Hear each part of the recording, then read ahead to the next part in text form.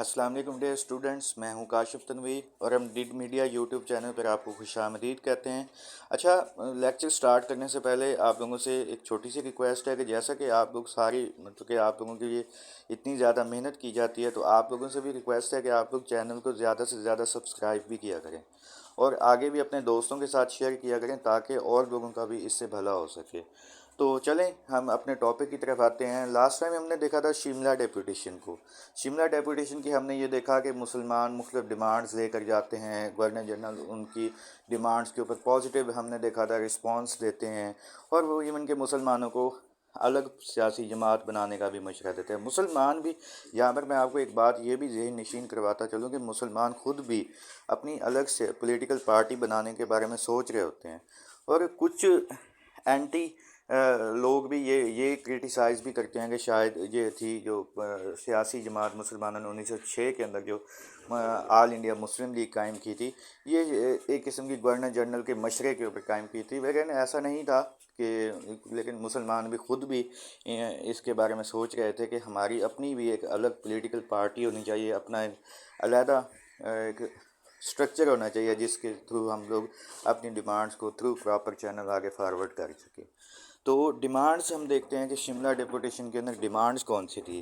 तो एक चीज़ मैं आपको थोड़ा सा ब्रिटिशर का स्ट्रक्चर वाज़े कर दूं, तो उस वक्त एक एग्जीक्यूटिव काउंसिल होती थी, एक जुडिशरी होती थी और लेजिस्लेटिव काउंसिल होती थी। एग्जीक्यूटिव काउंसिल्स के अंदर अमूमन जो था 5 ब्रिटिशर्स के लोग ही होते थे, कोई इसके अंदर इंडियन नहीं होता था। और जुडिशरी की बात की जाए, जुडिशरी के अंदर भी जो भी मेजॉरिटी जजेस की होती थी, वो सारे ब्रिटिशर्स लोग ही होते थे। ऐसे लेजिस्लेटिव काउंसिल के अंदर डिस्कस करें हम तो 40% इंडियंस होते थे और 60% इसके अंदर ब्रिटिशर्स होते थे। तो एग्जीक्यूटिव काउंसिल के अंदर भी मुसलमानों ने कहा कि 5 ब्रिटिशर्स की जगह पे यहाँ पर भी मुसलमानों को थोड़ा सा हिस्सा दिया जाए कि वो मुसलमान भी एग्जीक्यूटिव काउंसिल के अंदर आ सके। दूसरा उन्होंने डिमांड की कि जुडिशरी के अंदर भी मुस्लिम जजेस को भी अपॉइंट किया जाए। एक बात ये भी आप लोगों को मैं यहाँ पे बताता चलूँ कि कुछ मुसलमान जजेस सर्व भी कर चुके हैं थे उस वक्त के दौर में, लेकिन मुसलमानों ने कहा कि एक प्रॉपर मुसलमानों के लिए कोटा होना चाहिए मुस्लिम जजेस के लिए, जहाँ पर वो अपनी मिसाल के तौर पर कोई भी उनकी जो भी रूल ऑफ लॉ है, इस्लामिक टूल्स या इस्लामिक प्रिंसिपल्स के अकॉर्डिंग वो अपना फ़ैसला कर सकें।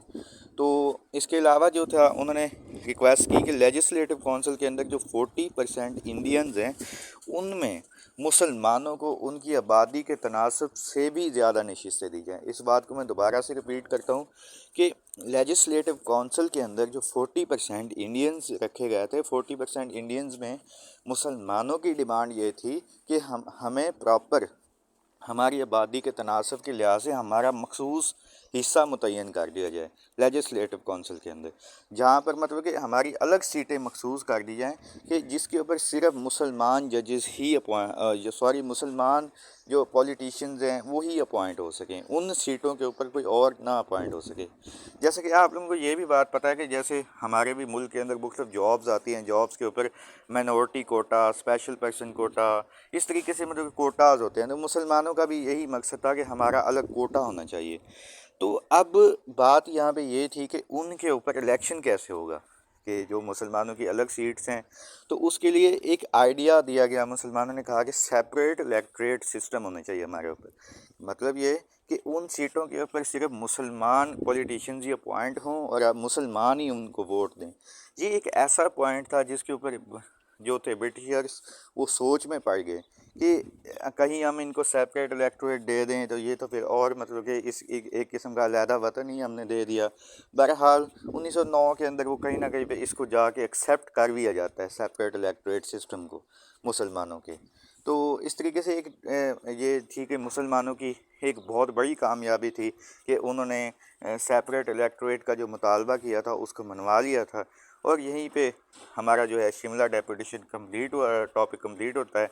आप लोगों के कोई भी क्वेश्चंस हों एज़ यूजुअल आप कमेंट बॉक्स में आप लोग अपने क्वेश्चंस पूछ सकते हैं पाकिस्तान स्टडीज़ के रिलेटेड। अगर आप किसी और टॉपिक के ऊपर आप पढ़ना चाह रहे हों, आपको किसी टॉपिक की समझ ना आ रही हो, आप वो मेरे साथ डिस्कस कर सकते हैं। ओके जी, दुआओं में याद रखिएगा। अल्लाह हाफिज़, टेक केयर।